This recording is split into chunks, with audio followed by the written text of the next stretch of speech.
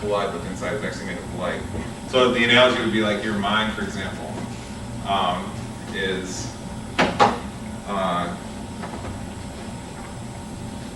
that's what the real inside of you is. It's made of, your subjective mind is made of light, ultimately, not made up of thought or something, for example. Okay, so let's see here, what do I have to say here? So the simple fact is that humans are supernatural beings, gods, small g. And we have been tricked by culture, by governments, into believing we are something less than that, into believing that we are small-brained animals. And we are to believe that even though no data has been presented. So what am I talking about here? Now, the word supernatural, this is sort of my interpretation of what Buddha is doing here in these verses 46 and 59, okay? In calling us creatures of light, or creatures of foam, bubbling creatures. And soon you'll see he calls us boiling creatures. Boiling is very high energy, heat radiating activity of bubbling, which is supposed to be analogous to that right here, which, like the bubbles, they come into existence, they're still, and then they pop, vanish, gone instantly. So that's just the same as the film here of the pieces of light, or pieces of energy. Come into existence, they're still, and then gone without a trace. So anyway,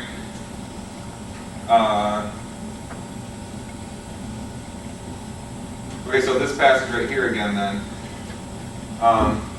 So supernatural beings, that's an unfortunate phrase, because it's not supposed to mean that we can do magic, or go like that and change a refrigerator into a turtle or something. That just means, that's just the only wording that I'm aware of to say that what a human is their subjectivity, not their body. You can prove that with philosophy, philosophical evidence, in the form of logical arguments. And you can also prove it with technology and science too. All I need to do is start chopping away pieces of your body, cut off your arms and legs. You're still going to say, yep, I'm Jeff. I can keep going. You can just start replacing pieces of your body with, say I start cutting away your abdomen and replace it with machine intestines, and then give you an artificial heart. But keep the same brain. You're going to say, well, I still feel like I'm me, even though my body's changed. I still feel the same subjectivity, being who I am. Apparently you can keep going all the way and even start replacing the cells with the brain and still have the same subjectivity. So, but we kind of all knew this all along anyways in this class, because we kind of figured out that what exists aren't these bodies, like this wall or this hand. What these are emanations of, or patterns or vibrations of the Buddhist atoms, what we call the quantum abstract atoms. So this is the only way I know to phrase that, to say that no, we are our subjectivity. Science has not been able, unfortunately, hasn't been able to tell us what our subjectivity is. Not even close. The best we have is something like what Freud did, or what some of the brain scientists like Joseph Ledoux have studied and trying to tell us what our emotions are and so forth. But in general, nobody has a clue what subjectivity is. But yet, the heart of subjectivity, right at the core of it, is where nirvana, the nirvanic explosion emanates from. So that's what I mean by supernatural beings. Very unfortunate phrase. See, notice our language doesn't really have anything to describe what I'm saying. Our language, in the Eastern world, it does. It's nirvana, for example, or nirvanic observer, this phrase I've used. But in the Western world, maybe Gnostic. Who's heard of the Gnostics? That might be but it's not really used much anymore. The Gnostics were the sort of early Christians or something who held Buddhist-like positions, and they had a sort of enlightenment state that could be attained. And they held that everything's made of light, just like the Buddhists do, and so forth. So, but nobody really uses these phrases anymore. Even this, we're supposed to believe that we're stupid animals. Now, from a Division 2 perspective, maybe. But we really don't have, unfortunately, the evidence for that yet. It appears that humans are some sort of evolved creature. because you can use the basic mechanics of what an evolved creature is supposed to be like, you know, and humans fit into that set of characteristics. So but the problem is we don't know where our link is anymore. I know we're all told we're monkeys, that's where the link comes from. It's a little bit weird though, there's just simply not evidence for that. We need bones to verify that, okay? Not this alleged DNA similarity. Lots of creatures we have DNA similarity to. Strictly speaking, we have some DNA similarity to a spider. I mean, DNA is not that diverse in nature, but you know, we're told that we have DNA very similar to monkeys, very similar to Neanderthals, and so forth. So I mean, where do we come from? Who are we? Why are our brains so big? Why are our subjectivities? Our subjectivities have this power called introspection. I mean, that's a very volatile power, very explosive power. I mean, you know, when introspection is used on a continual basis, self-observation, what we're going to call mindfulness, in the coming lectures, is very. Once one starts dabbling into that, sticking their toes into that pond, your worldview falls apart, disintegrates. You realize that the picture of reality that you've learned since you were a child isn't a stable picture.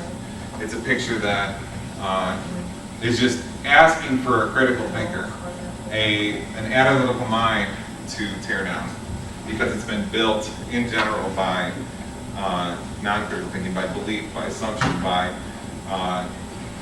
using only some senses that we have rather than the full spectrum of senses that we have. So that's the best I can give you. You know, if you use the word God, there's another, I don't know, you know, word obviously doesn't do the job either, but it's trying in some sense to say that it's not that humans are special in any way. It's the fact that consciousness and subjectivity is just merely indistinguishable from all the rest of reality. And it vibrates and it is made of energy too. So, yeah. So yeah, I mean, like I said, yeah, we're tricked into not seeing this. You know, we're supposed to be, if you go and tell the average person on the street this, they say, oh, you know, hey, it actually perfectly correlates with quantum data also about what reality is really like according to the quantum scientists. You're going to be laughed at. They're going to want to give you Ritalin and Prozac or something, you know, Zyprexa, and throw you in an award or something. You could be the soberest, most objective, clear-headed, rational person in town, but that could just get you locked up in the insane asylum, as you know. So yeah, like I said, yeah, it'd be nice if we could figure out that we're animals, and maybe we are at least to some degree, but it seems to be a little strange that that's the only story in town in academia. It's really the only accepted paradigm anymore in academia. If you say anything but the fact that we come from this monkey that, you know, 5.5 or whatever million years ago, you're in trouble. And it's just very amazing because there's just simply not the evidence for it. You can't have, you know, only about 10 bones between us now and that 5 million year old event at monkey time, monkey-human split time, and make a theory out of it. It's quite amazing that it exists. So anyway, anybody have any questions?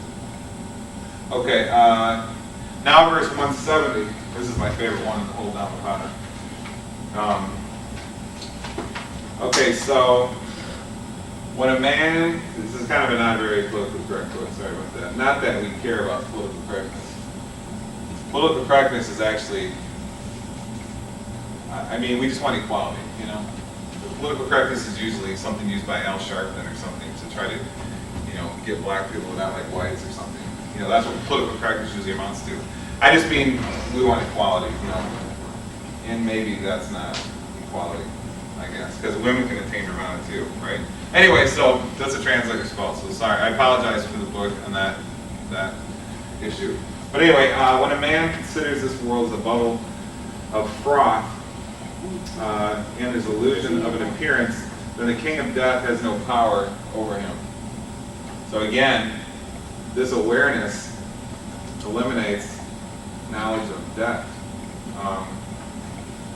And there we have here a bubble of froth, that the world, I assume that Buddha means reality.